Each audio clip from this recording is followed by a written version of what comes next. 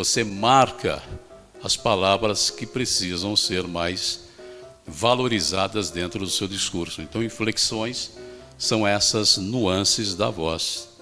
Não falar de forma linear.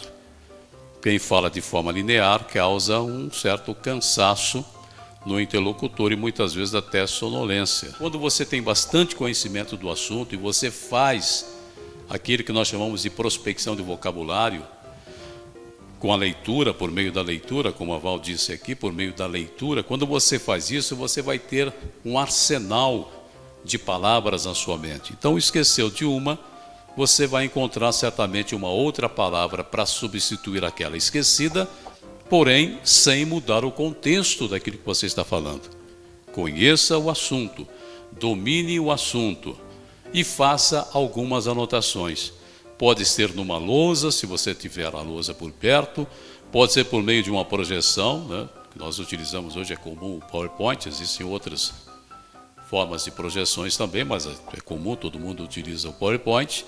Ou então você vai fazer anotações num pedaço de papel e vai segurar com você o tempo todo. Partes daquilo que você está lendo, que você julga ser relevante, daí a criatividade, daí o talento, a percepção. Mais uma vez a gente cai sempre na história da percepção, como diz a nossa bandeira. Tudo é questão de percepção. Estou ligando para alguém e eu até faço questão de deixar a voz mais pesada. Bom dia, tudo bem? Cid Moreira. Não, é sério. Aí a pessoa do outro lado, ela fala, epá, não é uma pessoa qualquer que está falando comigo, percebe?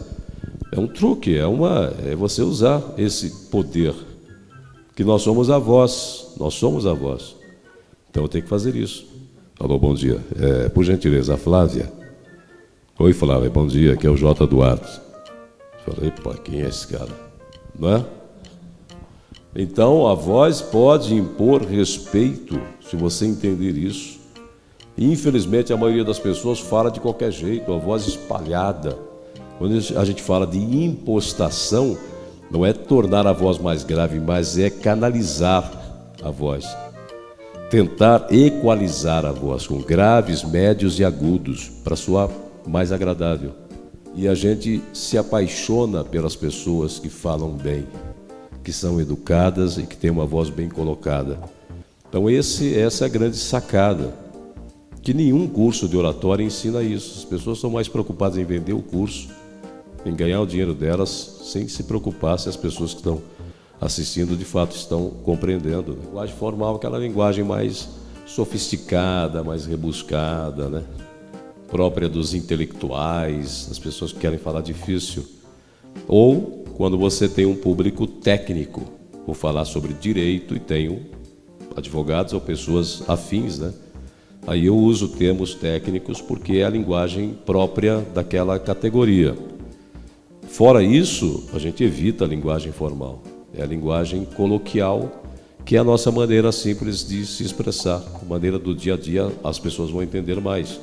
Então eu tenho que observar meu público, se é um público de pessoas simples, das mais variadas profissões e grau de cultura, então eu vou procurar utilizar uma linguagem que seja simples, que todos possam entender, porém sem erros gramaticais, evitar os erros de gramática, porque mesmo a pessoa simples, ela percebe quando você não tem o domínio da língua, e aí você pode perder a sua autoridade.